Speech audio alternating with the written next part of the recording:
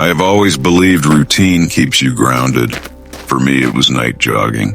Every evening after work, I'd lace up my running shoes, slip in my earbuds, and head out onto the same quiet road that ran along the edge of my neighborhood. It was the kind of place that seemed perfectly safe, lined with trees, a few dim streetlights, and the occasional passing car. Nothing about it ever felt threatening. In fact, it was comforting, familiar. Jogging had become my way of clearing my mind. The rhythm of my footsteps, the steady beat of music in my ears, the cool night air brushing against my face, it all felt like an escape. I wasn't the kind of person who sought out crowded gyms or noisy parks.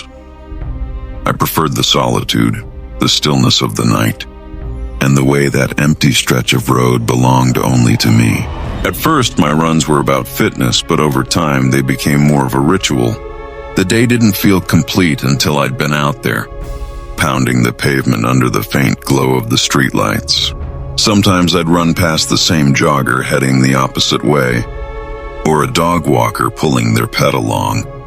But most nights it was just me and the road. There's something peaceful about moving through darkness when you believe you're alone. The hum of distant traffic, the occasional rustle of leaves, the sight of your own shadow, stretching and shrinking under each streetlight. It makes you feel like you're in your own little world. That road became my sanctuary, the one place where I could think, breathe, and let everything else fade away. But there's a strange thing about routines. They make you feel secure. They trick you into believing nothing will ever change.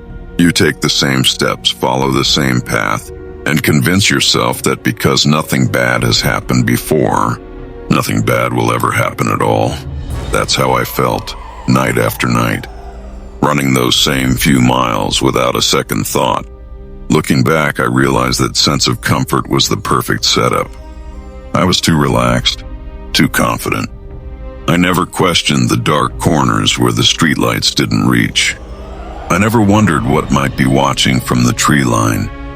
And I never thought twice about how dangerous it might be to be out there alone, with nothing but my own heartbeat and the sound of my shoes hitting the asphalt. That routine, the one that felt so safe, was the very thing that blinded me. It lulled me into believing I had nothing to fear. But that was the last night I ever felt safe on that road.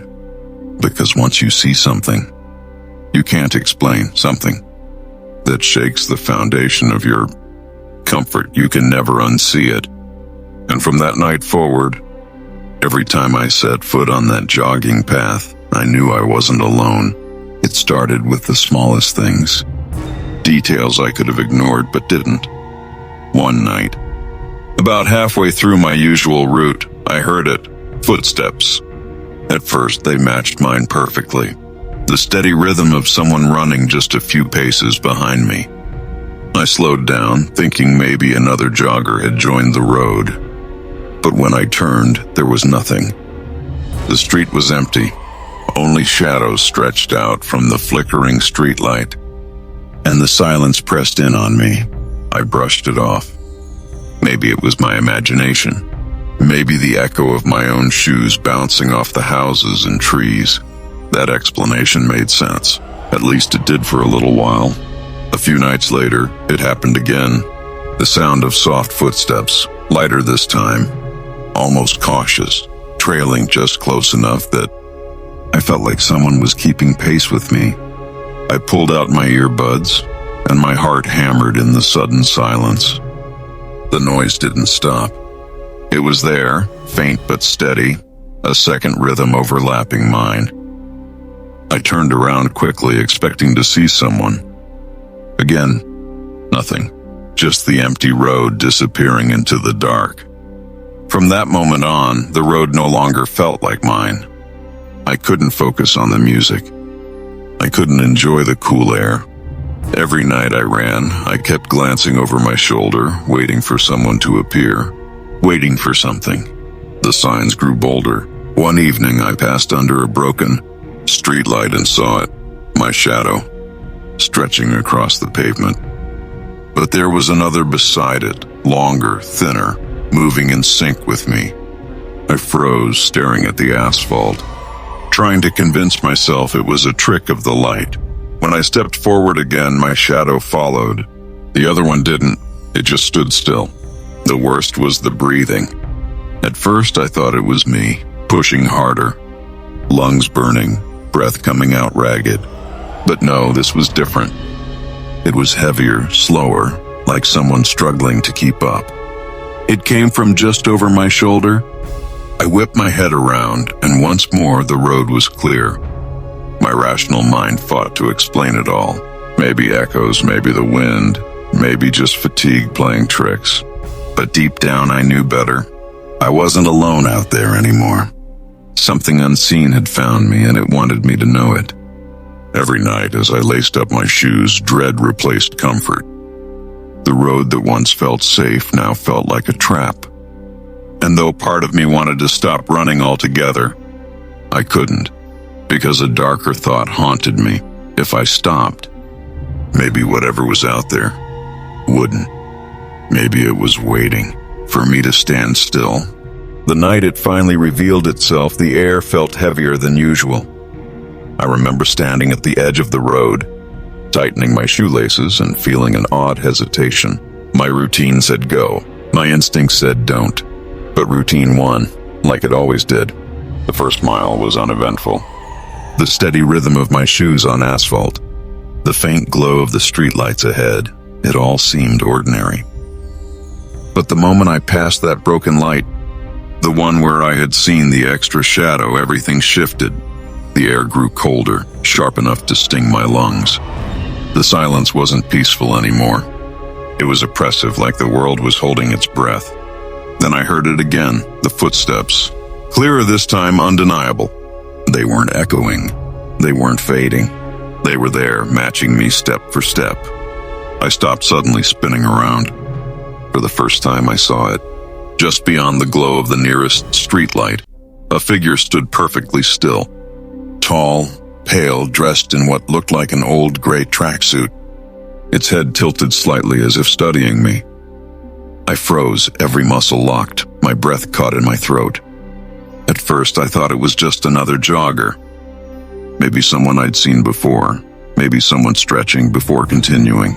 But the longer I stared, the more wrong it felt. The figure didn't move, not a twitch, not a breath, and the way it stood, its posture was unnatural, too rigid, too deliberate, like it was posing rather than resting. I blinked, and in that fraction of a second, it was gone. My stomach dropped. I ripped out my earbuds, straining to hear anything. The road was empty. My mind raced. Had I imagined it? Was I overtired? But then I felt it, the same heavy breathing I'd heard before. Only this time it was closer. Right behind me. I sprinted. My body moved before my brain could catch up. My shoes pounded the pavement, my chest burned, but I didn't dare look back. Every instinct screamed at me to run faster, to not stop, to not let whatever was there catch me. When I finally reached the edge of my neighborhood, I slowed just enough to glance over my shoulder. The road was empty. No footsteps, no shadow, no figure under the streetlight, just silence. But here's the thing, I know what I saw. I know what I felt, and no matter how much I try to rationalize it, the truth is clear. Something was out there with me that night. Something that wanted me to see it. I thought the encounter was over. I thought running home meant I'd left it behind. But the real horror was only beginning. Because once you see something like that, you can't pretend it never happened. You can't run from the memory. And the worst part? A small part of me knew it wasn't finished with me yet. When I made it home that night, I slammed the door shut, locked every bolt, and stood there, gasping for air. My chest was still burning from the run, but the fear inside me felt worse. I pressed my back against the door, listening, waiting, half expecting to hear footsteps outside, or worse, the sound of heavy breathing right on the other side. But there was nothing, just silence. I told myself I was safe, that whatever I saw had been left behind on the road.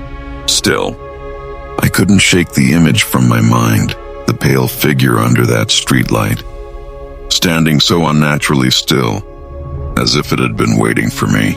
Every time I closed my eyes, I saw it again. The tilted head, the stillness, the way it disappeared the second I blinked. The next day, I avoided my usual jog.